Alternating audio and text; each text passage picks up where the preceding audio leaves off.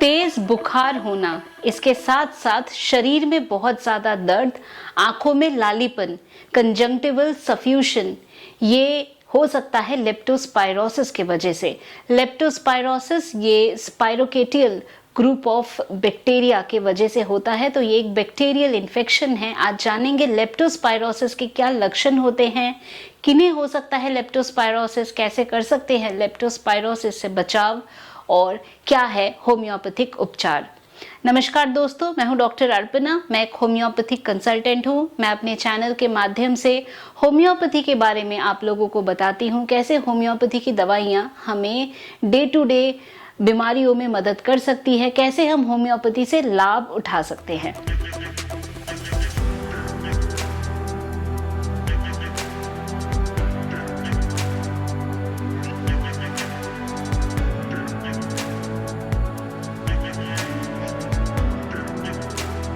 दोस्तों, लेप्टोस्पायरोसिस ये एक बैक्टीरियल इन्फेक्शन है और लेप्टोस्पायरोसिस बुखार का कारण हो सकता है।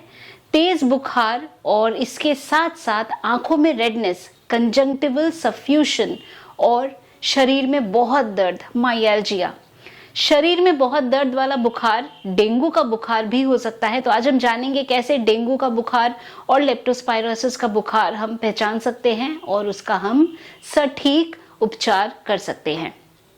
दोस्तों, लेप्टोस्पायरोसिस एक जूनोटिक इन्फेक्शन है। इसका मतलब ये जो बीमारी है ये एनिमल्स से इंसानों को होता है। तो ये रैट्स, रोडेंट्स या डॉग से हो सकता है। तो क्या होता है, एनिमल्स का जो इन्फेक्टेड यूरिन और फीसीज है, इसके कांटेक्ट में जब ह्यूमन बॉडी आता है, स्पेशली अगर पैर में कहीं पे कट है, वुंड है, अल्सर है और आप ऐसी जगह पे चल रहे हैं, गंदे पानी में चल रहे हैं या गंदा पानी पैर के कांटेक्ट में आ रहा है और वहां पैर में कहीं आपको स्किन में ब्रीच है, कट है, वुंड है, तो यहाँ से बैक्टीरिया अंदर आ सकता है। ये मड से भी आ सकता है, धूल, मिट्टी या गंदगी से भी ये हो सकता है। तो जब एनिमल इन्फेक्टेड यूरिन या एनिमल इन्फेक्टेड फीसेस का जो पानी है ये इंसान के शरीर के कांटेक्ट में आता है, तब लेप्टोस्पायरोसिस का बैक्टीरिया बॉडी में एंटर कर सकता है।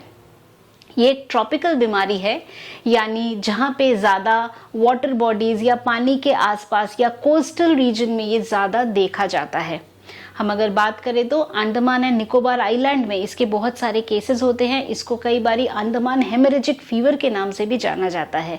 इसको वाइल्स डिजीज के नाम से भी हम जान सकते हैं। लेप्टोस्पायरोसिस जो है ये इनिशियली जब आपको ये बैक्टीरिया बॉडी में एंटर होता है तो जनरली एक सेल्फ लिमिटिंग होता है। 90% केसेस में बुखार और आंखों में रेडनेस होना और बॉडी पेन के साथ ये ठीक हो जाता है। पर कुछ केसेस में, या हम ऐसा बोले कि 10% केसेस में ऑर्गन इन्वॉल्वमेंट हो सकता है, लिवर को इफेक्ट कर सकता है, किडनी को इफेक्ट कर सकता है और ये एक फेटल कंडीशन भी हो सकती है। नर्वस सिस्टम को भी ये इफेक्ट कर सकता है।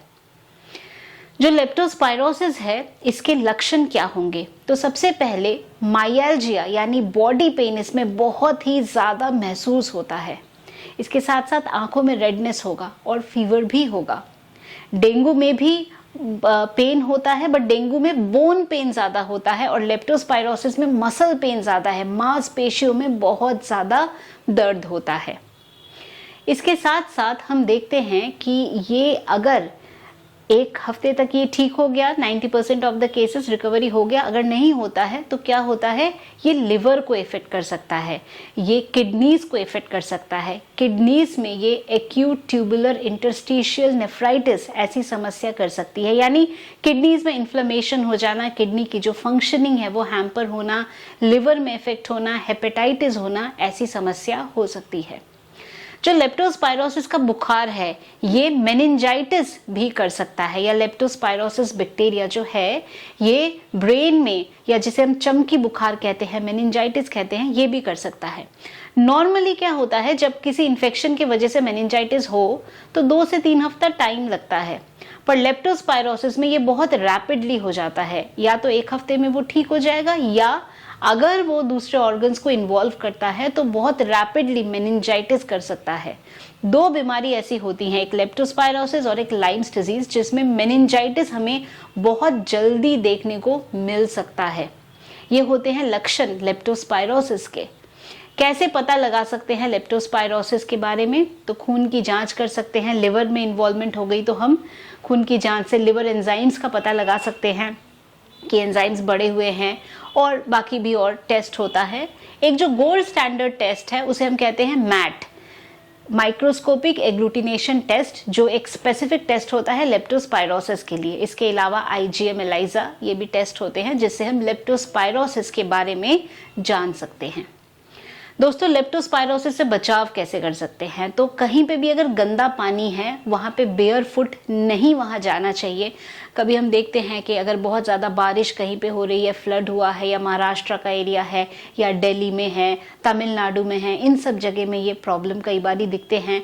या साइक्लोन के बाद लेप्टोस्पायरोसिस के केसेस देखने को मिलते हैं, क्योंकि गंदे पानी में जो यूरिन और फीसिस कंटैमिनेटेड पानी है वो जब भी कॉन्टैक्ट में आता है ह्यूमन बॉडी के, तो ये लेप्टोस्पायरोसिस की बीमारी हो सकती है। अब हम बात करते हैं इलाज के बारे में। तो सबसे पहले ज़रूरी है कि प्रॉपर एक डायग्नोसिस होना, और उस हिसाब से हमें ट्रीटमेंट देना होता है। लेप्टोस्पायरोसिस में अगर ऑर्गन इन्वॉल्वमेंट हो रही है तो इसमें सटीक तरह से प्रॉपर ट्रीटमेंट लेना बहुत ज़्यादा ज़रूरी है, क्योंकि अगर ऑर्गन इन्वॉल्वमेंट हो जाए तो ये फेटल भी हो सकता है। होम्योपैथी की दवाओं के बारे में बात करें तो सबसे पहली हमारी मेडिसिन एकोनाइट, जो इन्फ्लेमेशन के स्टेज में बहुत हेल्पफुल है। तो जब फीवर वाला स्टेज है, इनिशियल स्टेज है, एक्यूट स्टेज है, तब एकोनाइट बहुत अच्छा आपको मदद कर सकती है। अगर ऑर्गन इन्वॉल्वमेंट हो गया तब एकोनाइट का रोल इतना नहीं है जितना कि शुरू में है। तो इन्फ्लेमेशन फर्स्ट स्टेज, एकोनाइट मेडिसिन दिया जा सकता है। नेक्स्ट हमारी मेडिसिन है जेलसीमियम। जेलसीमियम के बारे में जब भी बात करेंगे तो ये बात ध्यान में रखना है कि जेलसीमियम के पेशेंट को प्यास नहीं लगती है, थर्स्टलेस होते हैं, और शरीर में पूरे बॉडी में कमजोरी, एक डलनेस, एक ड्राउजी फीलिंग होती है, बहुत ज़्यादा थकावट की फीलिंग होती है। नेक्स्ट हमारी medicine Eupatorium perfoliatum. Eupatorium perfoliatum body pain के साथ फीवर में बहुत अच्छा है, डेंगू में भी ये बहुत अच्छा मदद कर सकती है, लेप्टोस्पायरोसिस में भी इसका बहुत अच्छा रोल है। लेप्टोस्पायरोसिस में माइल्जिया, मसल पेन बहुत ज़्यादा रहता है। डेंगू में हम देखते हैं बोन पेन ज़्यादा होता है। दोनों ही केसेस में यूपेटोरियम परफोलिएटम मसल पेन को रिलीव करने के लिए एक बहुत ही अच्छी दवा है। नेक्स्ट हमारी मेडिसिन है पायरोजीनियम। ये जो पायरोजीनियम मेडिसिन है ये इन्फ्लेमेशन के वजह से जब बॉडी में प्रॉब्लम या जॉइंट पेन हो गया है, आर्थराइटिस हो गया है, या लेप्टोस्पायरोसिस हुआ था, अब उसके बाद उसका जो एक इफेक्ट है, आफ्टर इफेक्ट, वो रह गया है, कमजोरी हो जाती है, तो ऐसे में पायरोजीनियम का अच्छा रोल है। एज एन इंटरकरेंट मेडिसिन भी इसको यूज किया जा सकता है। नेक्स्ट हमारी medicine arsenic album. Arsenic album हमें मालूम है कि बेचैनी के साथ अपने आप को रिप्रेजेंट करता है। तो बहुत ज़्यादा बेचैनी है, रेस्टलेसनेस है, डर है, घबराहट है, बहुत ज़्यादा अंदर गर्मी लगती है, तो एक इंटरनल हीट की फीलिंग है, और गर्माहट से ही इनको बेटर भी फील होता है। जो आर्सेनिक का पेशेंट है वो घूट घूट करके पानी पीता है, थोड़े थोड़े से सिप बाई सिप पानी ये पीता है, उससे बेटर लगता है। घबराहट की वजह से एक जगह से दूसरी जगह तक टहलते रहते हैं हमेशा, रेस्टलेसनेस है, घबराहट है, बेचैनी है। तो ये है प्रेजेंटेशन आर्सेनिक एल्बम के। तो दोस्तों ये हमारे कुछ दवा हैं जो लेप्टोस्पायरोसिस में इनिशियल स्टेजेस में मदद कर सकता है, पर बीमारी को समझना और जो आपकी बीमारी है वो केवल फीवर तक लिमिटेड है या उसमें ऑर्गन इन्वॉल्वमेंट हुआ है, उस हिसाब से हमें ट्रीटमेंट देना ज़रूरी होता है। लेप्टोस्पायरोसिस एक ट्रॉपिकल डिजीज़ है जो जनरली जो भी रेनफॉल वाली जगह है वहाँ पे ज़्यादा हमें देखने को मिलता है। मैं उम्मीद करती हूँ कि हाई फीवर का एक कारण लेप्टोस्पायरोसिस भी हो सकता है, और लेप्टोस्पायरोसिस के जो लक्षण के बारे में मैंने अभी आप लोगों के साथ डिस्कस किया, आपने इस इन्फॉर्मेशन को पसंद किया है तो वीडियो को लाइक करना, शेयर करना, कमेंट करना, एंड मोस्ट इम्पॉर्टेंटली चैनल को सब्सक्राइब करना बिल्कुल भी नहीं भूलें, ताकि आप ऐसे ही इंफॉर्मेटिव वीडियोस का लाभ उठा सके। तो दोस्तों आज के लिए बस इतना ही। खुश रहिए, मुस्कुराते रहिए, स्वस्थ रहिए। Thanks for watching.